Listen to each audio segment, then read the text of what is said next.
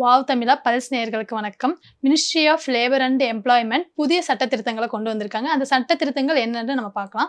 வணக்கம். வணக்கம். நம்ம இண்டிபெண்டன்ஸ் கிடைக்கிறதுக்கு முன்னாடியே லேபர் லாஸ்ன்னு சொல்லிட்டு ஒரு 29 லாஸ் இருந்துச்சு. அதை இப்போ கம்ப்ரைஸ் பண்ணி ஒரு 4 லேபர் லாஸா கொண்டு வந்திருக்காங்க. அதுதான் இப்போ நமக்கு ரீசெண்டா வந்திருக்கிற நியூஸ். இது 2020லேயே இம்ப்ளிமெண்ட் பண்றதா இருந்துச்சு. ஆனா அதோட ப்ராசஸ் எல்லாமே முடிச்சு இப்போ 2025ல அவங்க இம்ப்ளிமெண்ட் பண்ணியிருக்காங்க. அந்த 4 லாஸ் என்னன்னு பார்க்கலாமா? The code of wages 2019, industrial relations code 2020, Code of Social Security 2020, Occupational Safety, Health and Working Condition Code 2020. இதுதான் அந்த 4 மேஜர் லாஸ். இது முக்கியமா அவங்க கொண்டு வந்திருக்கிறதுக்கு ரீசன் என்னன்னா, இப்போ 29 லா இருக்கும்போது இதை இம்ப்ளிமெண்ட் பண்றதா இருந்தாலும் இதுல நிறைய கன்ஃபியூஷன்ஸ் இருக்கு, சேலஞ்சஸ் இருக்கு. இந்த சேலஞ்சஸை கம்மி பண்றதுக்காக தான் இந்த 29 லாஸ்ங்கிறது 4 லாஸ் அவங்க கொண்டு வந்திருக்காங்க. அது இல்லாம எல்லா செக்டர்ல இருக்கிற ஒர்க்கர்ஸ்க்கும், அதாவது பெர்மனன்ட் ஜாப்ல இருக்கிறவங்களா இருந்தாலும், ஜாப் சேஃப்டி இல்லாத ஒர்க்கிங் செக்டர்ல ஒர்க் பண்றவங்களா இருந்தாலும் எல்லாருக்குமே இனிமே சேம் லா. இதுதான் அதோட மேஜர் விஷயம். அதாவது இப்போ நமக்கு வேஜஸாக இருந்தாலும், ஒர்க் சேஃப்டியாக இருந்தாலும், டிக்னிட்டியாக இருந்தாலும், ஹெல்த் விஷயத்தில் நமக்கு வர சேஃப்டியாக இருந்தாலும், இது எல்லாமே எல்லாருக்குமே சேமாக இருக்கும். இதுதான் இந்த 4 லால கொண்டு வந்திருக்காங்க. இப்போ லேபர்ஸ் தான் நம்ம எக்கனாமிக்கு மேஜரான க்ரோத் டெவலப்மெண்ட் எல்லாமே கொண்டு வர போறாங்க. அதனாலே இப்போ நான் முன்னாடியே சொன்ன மாதிரி இந்த 29 லா எல்லாமே இண்டிபெண்டன்ஸ் வரதுக்கு முன்னாடி ஃபார்ம் ஆன லா. அப்போ இருக்கிற எக்கனாமிக் கண்டிஷன்ஸும் இப்போ இருக்கிற எக்கனாமிக் கண்டிஷனும் டிஃப்ரெண்டா இருக்கு இல்லையா? ஸோ நம்ம இப்போ இருக்கிற எக்கனாமிக் கண்டிஷன் எப்படி இருக்கு, நம்ம ஜிடிபி எப்படி ஒர்க் ஆகுது, எல்லா செக்டர்ஸ்லயும் ஒர்க்கர்ஸ் எப்படி இருக்காங்க, இது எல்லாமே ப்ராசஸ் பண்ணதுக்கு அப்புறம் தான் இந்த 4 லா அவங்க ஃபார்ம் பண்ணியிருக்காங்க. இந்த நியூஸ்க்கு நம்ம பிரைம் மினிஸ்டர் ட்விட்டர்ல ஒரு போஸ்ட் போட்டிருக்காங்க. அது என்னன்னு படிக்கவா? சத்யமேவ ஜெயதே. Today, our government has given effect to the 4 labor codes. It is one of the most comprehensive and progressive labor-oriented reforms since independence. It also significantly simplifies compliance and promotes ease of doing business. இதுல அவர் என்ன சொல்லியிருக்காருன்னா, இண்டிபெண்டன்ஸ்க்கு அப்புறம் நம்ம labours விஷயத்துல ஒரு மிகப்பெரிய ஒரு change கொண்டு வரது இந்த இயர்ல தான். 2025ல தான் ஒரு மேஜரான சேஞ்சஸ் கொண்டு வந்திருக்கோம். இது நம்மளோட ஒர்க்கர்ஸா இருந்தாலும், பிசினஸா இருந்தாலும், இண்டஸ்ட்ரீஸா இருந்தாலும், இது எல்லாத்துமே ரொம்ப பாசிட்டிவான விஷயத்திலையும், அதே மாதிரி சில பல நெகட்டிவான விஷயத்திலையும் இது எஃபெக்ட் பண்ணுங்கிற மாதிரி தான் அவர் பேசியிருக்காரு. நீங்க சொன்ன மாதிரி 4 லேபர் லாஸ் வந்து கொண்டு வந்திருக்காங்க. இதுல ஃபர்ஸ்ட் ஒன் வந்து the Code on Wages 2019. So இதுல வந்து 4 லாஸை வந்து இன்கார்பரேட் பண்ணி தான் இந்த லா கொண்டு வந்திருக்காங்க. இதுல ஃபர்ஸ்ட் ஒன் வந்து ஊதிய சட்டம் 1936, குறைந்தபட்ச ஊதிய சட்டம் 1948, போனஸ் செலுத்தும் சட்டம் 1965 மற்றும் சம ஊதிய சட்டம் 1976. இந்த 4 சட்டத்தையுமே இன்கார்பரேட் பண்ணி தான் இந்த ஃபர்ஸ்ட் சட்டம் கொண்டு வந்திருக்காங்க. அடுத்த சட்டம் என்னன்னு பாத்தீங்கன்னா சமூக பாதுகாப்பு சட்டம் 2020. ஸோ இந்த சட்டம் எதுல இருந்து வந்ததுன்னா தொழிற்சங்க சட்டம் 1926 மற்றும் தொழில்துறை வேலைவாய்ப்பு சட்டம் 1946, தொழில்துறை தகராறு சட்டம் 1947. இந்த சட்டம் எல்லாத்தையுமே இன்கார்பரேட் பண்ணி தான் சமூக பாதுகாப்பு சட்டம் வந்து கொண்டு வந்தாங்க. மூணாவது லா என்னன்னு பாத்தீங்கன்னா இண்டஸ்ட்ரியல் ரிலேஷன்ஸ் கோட் 2020. ஸோ இந்த சட்டத்துக்கு கீழே ஊழியர் இழப்பீடு சட்டம் 1923, ஊழியர் மாநில காப்பீடு சட்டம் 1948, ஊழியர் வருங்கால வைப்பு நிதி மற்றும் இதர ஏற்பாடுகள் சட்டம் 1952, வேலைவாய்ப்பு பரிமாற்றங்கள் சட்டம் 1959, மகப்பேறு சலுகை சட்டம் 1961, பணிக்கொடை செலுத்தும் சட்டம் 1972, திரைப்பட தொழிலாளர்கள் நலநிதி சட்டம் 1981, கட்டட மற்றும் பிற கட்டுமான தொழிலாளர்கள் நலவாரி சட்டம் 1996 மற்றும் அமைப்புச்சாரா தொழிலாளர்கள் சமூக பாதுகாப்பு சட்டம் 2018. இந்த மாதிரி ஒரு 13 ஆக்டை வந்து இன்கார்பரேட் பண்ணி இந்த சட்டங்களை சுருக்கி இந்த கோட் ஆன் சோசியல் செக்யூரிட்டி 2020 வந்து சேஞ்ச் பண்ணியிருக்காங்க. இந்த லாஸ்ட் ஆக்ட் வந்து பார்த்தீங்கன்னா அந்த occupation safety health and working condition. So அந்த ஆக்டில் வந்து தொழிற்சங்க சட்டம் 1948, தோட்ட தொழிலாளர்கள் சட்டம் 1951, சுரங்க சட்டம் 1952, பணிபுரியும் பத்திரிகையாளர்கள் மற்றும் பிற செய்தியாளர் ஊழியர்கள் சட்டம் 1955, பணிபுரியும் பத்திரிகையாளர்கள் சட்டம் 1958, மோட்டார் போக்குவரத்து தொழிலாளர்கள் சட்டம் 1961, பீடி மற்றும் சுருட்டு தொழிலாளர்கள் சட்டம் 1966, ஒப்பந்த தொழிலாளர்கள் சட்டம் 1917, விற்பனை ஊக்குவிப்பு ஊழியர்கள் 1976, மாநிலங்களுக்கு இடையேயான புலம்பெயர்ந்த தொழிலாளர்கள் சட்டம் 1979. இது எல்லாத்துலயுமே பேசிக்கா என்ன ப்ராப்ளம் இருக்குன்னு சொல்லி ஒரே ஆக்டா கொண்டு வரணும்னு சொல்லி இது எல்லாத்தையுமே சுருக்கி தான் இந்த occupational safety health and working condition இந்த ஆக்டை வந்து கொண்டு வந்திருக்காங்க. இப்போ இந்த சட்டத்தை பத்தி நம்ம பேசிட்டோம். ஆனா மேஜரா என்னென்ன பெனிஃபிட்ஸ் எல்லாத்துலயுமே இருக்குங்கிறது டீட்டெயிலா நம்ம சொல்லல. ஸோ அதுல ஃபர்ஸ்ட் என்ன வரும்னா ஃபிக்ஸ் டேர்ம் எம்ப்ளாயிஸ். அதாவது இப்போ பெர்மனன்ட் ஒர்க்கர்ஸ்க்கு இருக்கிற மாதிரியே மற்ற ஒர்க்கர்ஸுக்கும் அவங்களுக்கு ப்ராப்பரான லீவ், மெடிக்கல் சப்போர்ட், அவங்களோட வேஜ் கரெக்டா இருக்கிறது, அவங்களுக்கு சோஷியல் செக்யூரிட்டி, இது எல்லாமே பெர்மனன்ட் ஒர்க்கர்ஸ் மாதிரி இவங்களுக்கும் கிடைக்கணும். இதுதான் ஃபர்ஸ்ட் பெனிஃபிட். இன்னொன்று என்னன்னா கிராட்டுவிட்டி. இப்போ கிராட்டுவிட்டினா நம்ம ஒரு கம்பெனியில் இவ்வளோ வருஷம் ஒர்க் பண்ணுறோன்னு வச்சுக்கோ, அதுல இருந்து நம்ம ரிசைன் பண்ணி போகும்போது எப்பவுமே நமக்கு ஒரு அமௌண்ட் கிடைக்கும். இப்ப பிஎஃப்ல இருந்து கிடைக்கிற அமௌண்டா இருக்கலாம், நமக்கு ஒரு லம்சம் அமௌண்ட் நமக்கு கிடைக்கும். இது முன்னாடி எப்படி இருந்துச்சுன்னா 5 வருஷம் மினிமமா ஒர்க் பண்ணணும், அதுக்கப்புறம் தான் நமக்கு இந்த கிராட்டுவிட்டி கிடைக்கும்னு இருந்துச்சு. ஆனா இப்போ இந்த 5 வருஷத்தை கம்மி பண்ணி 1 வருஷம் ஆக்கியிருக்காங்க. சோ யாரு 1 வருஷத்துக்கு ஒர்க் பண்ணாலும் அவங்களுக்கு அவங்க அந்த வேலை விட்டு போகும்போது கிராட்டுவிட்டி அமௌண்ட் கிடைக்கணும். அடுத்தது வேஜஸ். பெர்மனன்ட் ஜாபுக்கு நம்ம கொடுக்குற மாதிரி எல்லாருக்குமே ஈக்குவல் வேஜஸ் கொடுக்கணும், அவங்களுக்கு ஜாப் செக்யூரிட்டி இருக்கணும். அதுதான் அடுத்த பெனிஃபிட். இதுல வர கடைசி பெனிஃபிட் என்னன்னா, அந்த கம்பெனிக்கு டைரக்டாவே லேபரை எம்ப்ளாய் பண்ணலாம். அதாவது கான்ட்ராக்டர்ஸ், மிடில் மேன் இருப்பாங்கல்ல, அவங்க மூலமா நம்ம எம்ப்ளாய் பண்ணாம டைரக்டா ஹையர் பண்ணலாங்கிற ஒரு ஆப்பர்ச்சுனிட்டியும் இதுல வந்திருக்கு. அடுத்த கேட்டகரி பார்த்தீங்கன்னா கிக் பிளாட்ஃபார்ம் ஒர்க்கர்ஸ். இந்த அமைப்பு சாரா தொழிலாளர்கள், ஒப்பந்த தொழிலாளர்கள் சொல்லுவாங்க. இவங்க வந்து தினக்கூலிக்கு போறவங்க, தினமும் வந்து கையில சம்பளம் வாங்குறவங்க இருக்காங்கல்ல. ஸோ அவங்களுக்கு வந்து இப்போ நம்ம வந்து சம்பளம் வாங்குறோம், இந்த கணக்குல தான் வாங்குறோம் அப்படிங்கிற அவங்களுக்கு ஒரு லிஸ்ட் அவுட்டே கிடையாது. இப்போ சம்பளம் வாங்குறவங்களுக்கும் சரி, கொடுக்குறவங்களுக்கும் சரி, இதுல ஒரு பெரிய லிஸ்டே இருக்காது.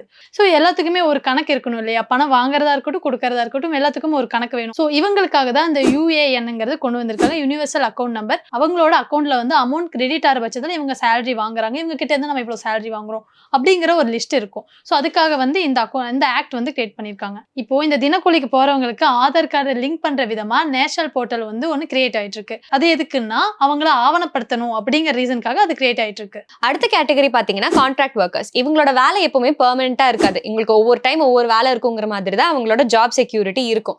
ஸோ இவங்களுக்கும் பெர்மனன்ட் ஜாப் மாதிரியே ஜாப் செக்யூரிட்டி இருக்கணுங்கிறது தான் ஃபர்ஸ்ட் அவங்களுக்கு கொண்டு வரக்கூடிய பெனிஃபிட். அதாவது ஃபிக்ஸட் டேர்ம் எம்ப்ளாய்மெண்ட். அதுக்கப்புறம் நான் முன்னாடியே சொன்ன மாதிரி கிராட்டுவிட்டி. இவங்களுக்கும் இவங்க 1 வருஷம் ஒர்க் பண்ணி முடிச்சதுக்கு அப்புறம் கிராட்டுவிட்டி கொடுக்கணுங்கிறது தான் அடுத்த பெனிஃபிட். அடுத்தது இந்த கான்ட்ராக்ட் ஒர்க்கர்ஸை யாரு எம்ப்ளாய் பண்றாங்களோ அவங்க இவங்களுக்கு ஹெல்த் பெனிஃபிட்ஸா இருந்தாலும் சோஷியல் செக்யூரிட்டியா இருந்தாலும் என்ஷோர் பண்ணணும். அது இல்லாம எல்லா வருஷமும் இந்த கான்ட்ராக்ட் ஒர்க்கர்ஸ்க்கு ஹெல்த் செக்அப்பும் கொடுக்கணும். இந்த மாதிரி எந்த பெனிஃபிட்ஸுமே இந்த கான்ட்ராக்ட் ஒர்க்கர்ஸ்க்கு இது வரைக்கும் வந்தது கிடையாது. அவங்களோட வேஜஸ் கரெக்டா இருந்தது கிடையாது, ஃபிக்ஸட் டைமிங்ஸ் இருந்தது கிடையாது ஒர்க்குக்கு. ஸோ அதுக்கு எல்லாத்துக்குமே பெனிஃபிஷியலா தான் இந்த பெனிஃபிட்ஸ் கொண்டு வந்திருக்காங்க. நெக்ஸ்ட் வந்து உமன் ஒர்க்கர்ஸ். ஸோ இதுல என்னன்னா ஆண் பெண் 2 பேருக்குமே வந்து ஈக்குவலான சேலரி கொடுக்கணும். ஆணுங்கிறதுனால அதிகமா, பெண்ணுங்கிறதுனால கம்மியா, இந்த மாதிரியான டிஃபரன்ஷியேட் இருக்கக்கூடாது. ஈவன் வந்து இதுல கிராஸ் ஜெண்டர்ஸும் வந்துமே அஃபெக்ட் ஆகிறாங்க. ஸோ இந்த ஒரு ஈக்குவாலிட்டியை வந்து நம்ம பிரேக் பண்ணணும். 2 பேருக்குமே ஈக்குவலான சேலரிஸ் வந்து டிவைட் பண்ணணும். நைட் ஷிஃப்ட் ஒர்க்கிங்ல வந்து பெண்களுக்கு வந்து நிறைய ரெஸ்ட்ரிக்ஷன் இருக்கு. ஸோ அந்த மாதிரி ரெஸ்ட்ரிக்ஷன் இல்லாம அவங்களுக்கு டே ஒர்க்கும் கொடுக்கணும், நைட் ஒர்க் எல்லாமே ஈக்குவலா கொடுக்கணுங்கிறது தான் இந்த ஆக்ட்ல வந்திருக்கு. இந்த மாதிரி நைட் ஷிஃப்ட்டை பொறுத்தளவு லேடிஸ்க்கு வந்து ஃபுல் செக்யூரிட்டி வந்து அந்த கம்பெனி சைட்ல இருந்து ப்ரொவைட் பண்ணி ஆகணும். ஸோ இது வந்து இந்த ஆக்ட்ல வந்து இருக்கு. அடுத்ததான் மெட்டர்னிட்டி லீவ் வந்து 12 வாரங்கள் இருந்தது, இப்போ அதை இன்க்ரீஸ் பண்ணி 26 வாரங்களா மாத்திருக்காங்க. அடுத்தது வந்து யூத் ஒர்க்கர்ஸ். இவங்க வேலைக்குள்ள வரும்போது இப்ப நமக்கு சீனியருக்கு நம்ம ஒரு சேலரி கொடுக்குற மாதிரி ஜூனியர்ஸ்க்கு கண்டிப்பா கொடுக்க மாட்டாங்க இல்லையா? அது இல்லாம அவங்களுக்கு ஜாப் செக்யூரிட்டி, முன்னாடி சொன்ன மாதிரி ஜாப் செக்யூரிட்டி இருக்காது. நிறைய கம்பெனிஸ்ல அப்பாயின்மெண்ட் லெட்டர்ஸ் கூட கொடுக்க மாட்டாங்க. அதாவது அவங்க ஒஃபிஷியலா இந்த கம்பெனில ஒர்க் பண்றாங்கிற அடையாளமா அவங்களுக்கு அப்பாயின்மெண்ட் லெட்டர்ஸ் கூட கொடுக்க மாட்டாங்க. இதுல என்ன வருதுன்னா, முதல்ல அவங்களுக்கு கேரண்டீட் மினிமம் வேஜ் கொடுக்கணும். இப்ப எல்லா யூத் ஒர்க்கர்ஸ் ஒரு கம்பெனிக்குள்ள வராங்கன்னா அவங்களுக்கு மினிமமா ஒரு வேஜ் அமௌண்ட் செட் பண்ணணும். அதுதான் ஃபர்ஸ்ட் பெனிஃபிட். அடுத்த விஷயம் என்னன்னா, வேலைக்கு வர எல்லாருக்கும் அப்பாயின்மெண்ட் லெட்டர் கொடுக்கணுங்கிறத கட்டாயமாக்கி இருக்காங்க. ஏன்னா அவங்க ஒஃபிஷியலா நம்ம கம்பெனில ஒர்க் பண்றாங்கன்னு தெரியறதுக்காக. இன்னொன்னு என்னன்னா, இவங்க லீவ் எடுத்தாலும் அவங்களுக்கு பெய்ட் லீவ் கொடுக்கணுங்கிறது. அதாவது லீவ் எடுத்தா சேலரி கட் பண்ணுவாங்க, சேலரி கொடுக்க மாட்டாங்க, இந்த மாதிரி இருக்கும் இல்லையா? அது இல்லாம அவங்க லீவ் எடுத்தாலும் அவங்களுக்கு கம்பல்சரி சேலரி அதுல ஆட் ஆன் ஆகணும். அப்புறம் ஃப்ளோர் வேஜ்னு சொல்லிட்டு ஒரு விஷயம் இருக்கு. அதை சென்ட்ரல் கவர்மெண்ட் ஃபிக்ஸ் பண்ற ஒரு விஷயம். அதாவது ஃப்ளோர் வேஜ்னா இவ்வளோ அமௌண்ட், இந்த பர்டிகுலர் அமௌண்ட் இந்த பர்சனுக்கு, இந்த எம்ப்ளாய்க்கு கொடுக்கணுங்கிறது இருக்கு. அது சென்ட்ரல் கவர்மெண்ட் ஃபிக்ஸ் பண்ணுவாங்க.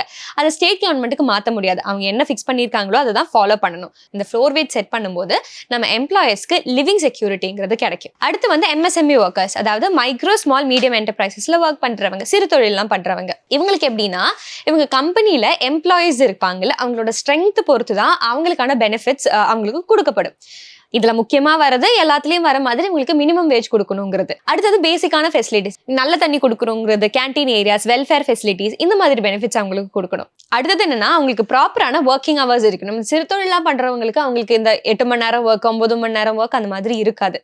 காலையில போனா லேட்டா வருவாங்க, இந்த மாதிரி சிச்சுவேஷன் தானே இருக்கும். ஸோ அவங்களுக்கு ப்ராப்பரான ஒரு ஒர்க்கிங் ஹவர்ஸ் இருக்கணும்.